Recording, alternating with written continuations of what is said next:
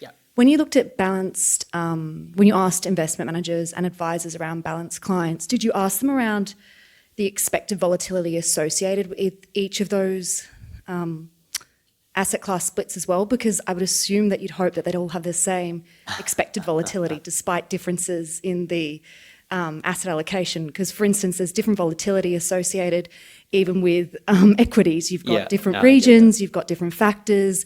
And so you'd want to hope that if we're all doing balanced in the industry as a whole, we're all going to take on the same expected volatility despite what the breakdown of asset class is. Yeah, you certainly hope that, but we didn't ask that question predominantly because I think the survey would make the survey a lot more difficult to fill out.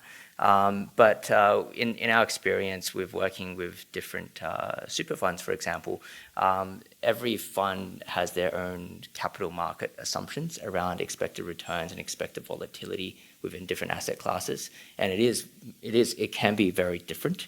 And as a result of that, funds would then adjust their asset allocations based on their views of their capital markets assumptions, right? Yeah, I'd be interested if there actually is a consensus there across the 5,000 people that we asked around the volatility level.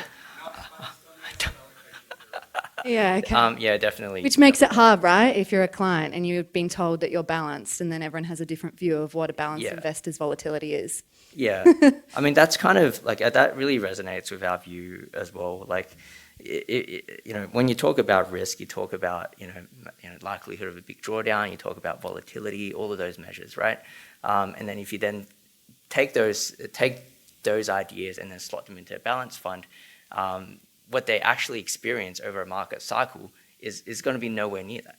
The volatility over, you know, during 2008 or during 2020 was probably double what it was in other years, and that's not, you know, it's definitely not what they were expecting, I'm guessing.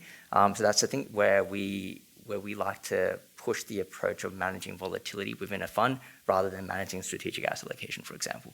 And I think that's, you know, under that approach, we really try to hone in on the metrics that we think matter a bit more to an investor. But yeah, that's the question, I guess.